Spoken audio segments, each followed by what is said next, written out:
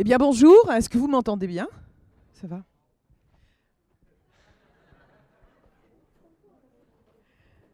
Alors vous allez avoir la joie d'entendre ma voix autant que possible. Je vais essayer de la pousser. Ah, c'est mieux là? Ouais. Eh bien écoutez, il y a quelques jours de cela, il y a à peu près 4 jours, Hatch Khalil, qui est un compagnon du TEDx Alger, m'a contacté au téléphone. Enfin, nous avons échangé par rapport à cette journée. Et il m'a dit, Fadila, tu vas au Maroc? Oui. Et tu vas intervenir sur les frontières? Oui.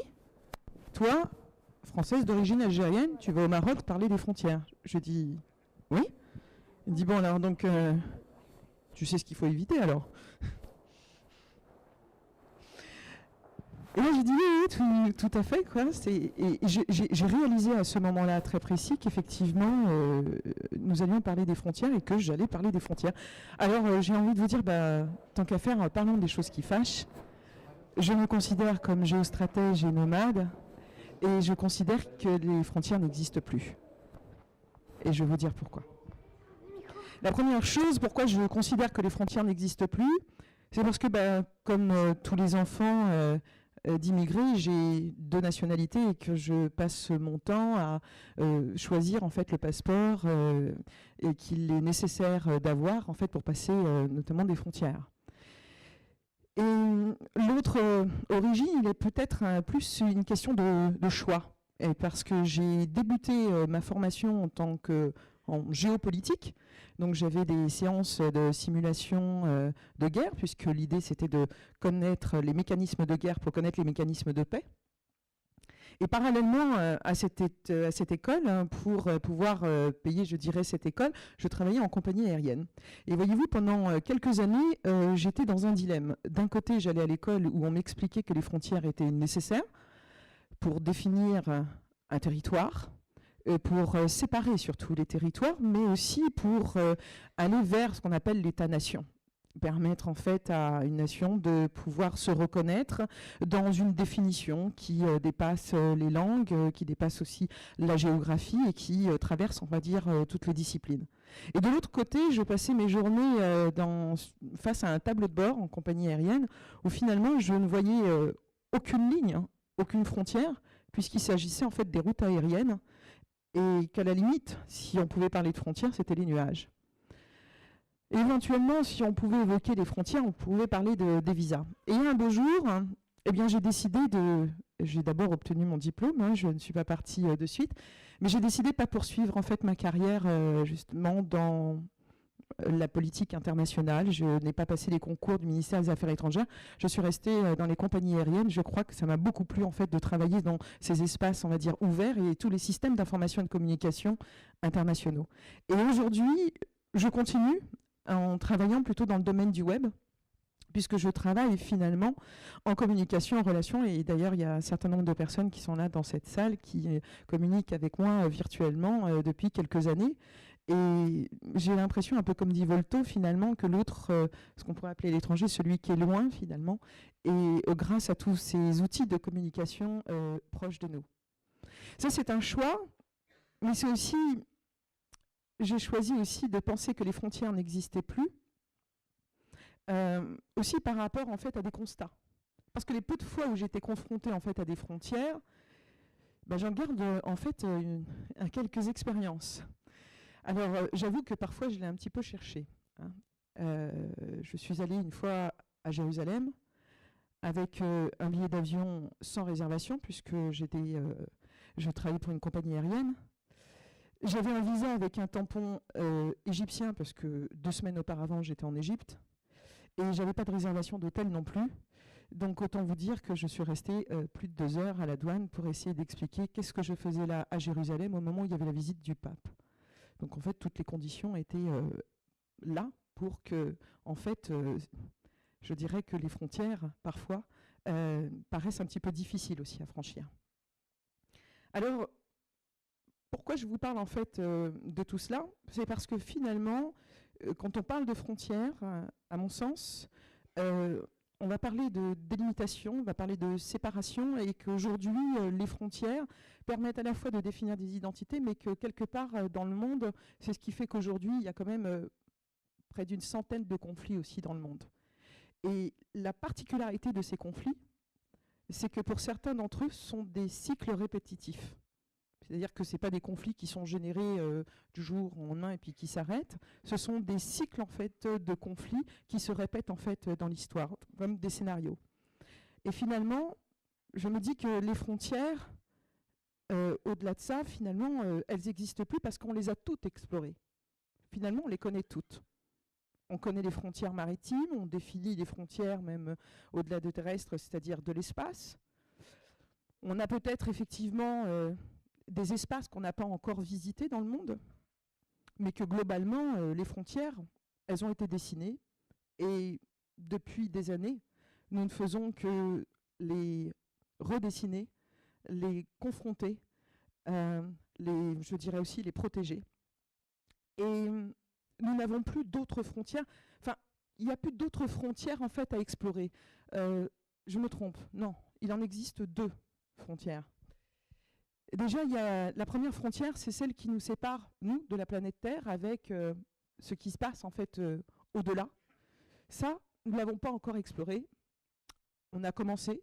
Nous sommes loin d'avoir terminé, et je pense que nous n'aurons pas la chance, nous, ici, présents, d'avoir en fait une nouvelle carte, en tout cas de l'univers redessinée avec une sorte de perfection, comme on l'a aussi à la carte du monde. Et puis après, il nous reste une autre frontière. Et à mon sens, cette frontière-là, c'est celle qui est la plus essentielle pour le monde que l'on construit de demain. C'est la frontière, c'est nos frontières en fait internes, c'est-à-dire les frontières que nous avons, nous, à l'intérieur de nous. Parce qu'à l'heure d'aujourd'hui, tout ce qui nous définit, nos modèles de pensée, le fonctionnement de notre société, nous laisse quelque part un petit peu aveugles. Si je faisais une petite métaphore, je choisirais peut-être l'allégorie de la caverne de Platon en disant qu'aujourd'hui, nous sommes tous quelque part enchaînés dans nos convictions et dans la vision que l'on a aussi justement du monde. Et que nous arrivons à un moment de l'histoire de l'humanité qui correspond à ce que les Grecs appellent le kairos, c'est-à-dire un moment décisif et opportun pour changer notre regard et changer les choses. Et à mon sens, c'est bien en plus par de sens, cette quête de sens pour aller rechercher justement, explorer nos frontières, c'est une invitation quelque part à redevenir l'âme d'explorateur. J'ai l'impression quelque part que nous avons perdu cette âme d'explorateur, cette âme d'aller redécouvrir. Pourquoi ? Parce que nous n'avons plus de territoire vraisemblablement à découvrir, alors que nous n'avons pas terminé déjà de nous découvrir nous-mêmes. Aujourd'hui, on ne parle plus trop d'exploration. Et je vais vous prendre un exemple très rapide. Le 7 octobre dernier, un ami est décédé. Il s'appelle Michel Piessel et qui est considéré comme étant le dernier explorateur. Il a découvert, on va dire, des contrées cachées de l'Himalaya et du Tibet. Et il a voué toute sa vie, en fait, à l'exploration du Tibet. À son décès, j'étais malheureusement pas proche, on va dire, de sa famille, et j'ai tout simplement tapé son nom sur Internet pour voir qu'est-ce qui se disait dans l'actualité. Il y avait à peine 3 articles sur lui annonçant son décès. Et ça m'a frappée parce que je me suis dit, mais quelle est cette société qui aujourd'hui a déjà oublié que des hommes et des femmes nous ont permis, on va dire, de découvrir aussi des contrées, de dépasser, on va dire, les frontières, et qui n'accordent pas aujourd'hui ce temps, on va dire, à cela. Est-ce que ce n'est pas une société, quelque part, qui a perdu justement cette âme d'explorateur ? Et quelque part, cette âme d'explorateur, moi j'ai envie de dire, elle peut renaître, et elle peut renaître notamment chez les femmes, pour diverses raisons. D'abord parce que dans les conflits, je crois que les femmes, en fait, sont toujours, il y a un point commun, je veux dire, dans tous les conflits, c'est qu'elles sont toujours victimes de violences et de viols. Et la résultante aussi dans les conflits, c'est que même lorsqu'elles participent activement pour l'économie, pour la société, pour se battre pour des idéaux, au moment de la reconstruction, elles sont rarement invitées autour de la table. Et pourtant, à l'heure d'aujourd'hui, comme je vous disais, nous sommes à un moment décisif et opportun, Et nous n'avons très peu de temps aujourd'hui pour prendre des décisions sur sur le monde et la civilisation que l'on veut créer.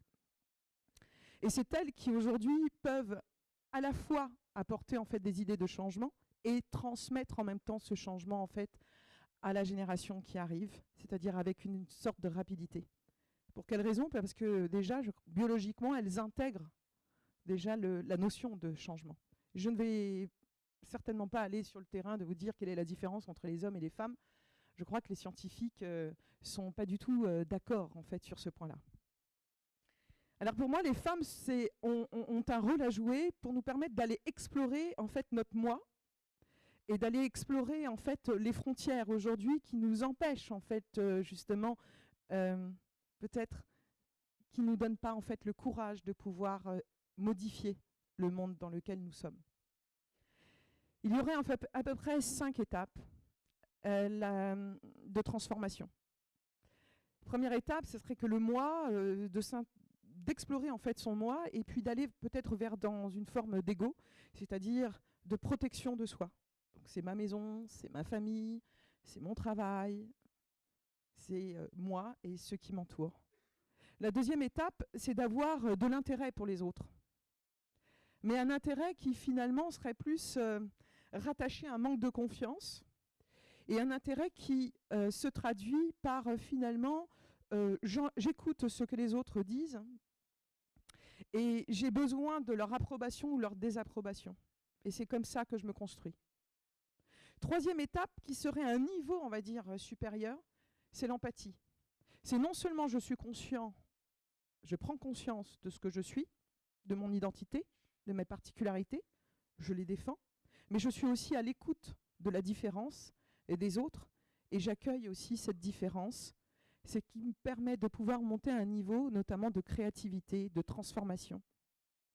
Puis après, il y a un niveau qui est plutôt transcendant, celui qui est un peu idéal. C'est quelque part, j'ai aussi bien conscience de moi et de la présence des autres et de l'importance des autres dans ma construction. Ces 5 niveaux-là, ce serait peut-être en fait les 5 chemins qu'on a quelque part, nous, à parcourir chacun d'entre nous, pour aller justement chatouiller un peu nos frontières intérieures et nous permettre d'aller chercher ce courage qui nous permettra de changer ce monde dans lequel nous vivons, qui finalement est assez sclérosé. Sachez que les conflits, par exemple, d'une manière générale dans le monde, il y a 1,5 million, je dirais, d'habitants dans ce monde qui vit constamment en fait dans des espaces qui sont en conflit. Ça génère forcément de la pauvreté et ça surtout, ça freine le développement. Et si ce 1,5 million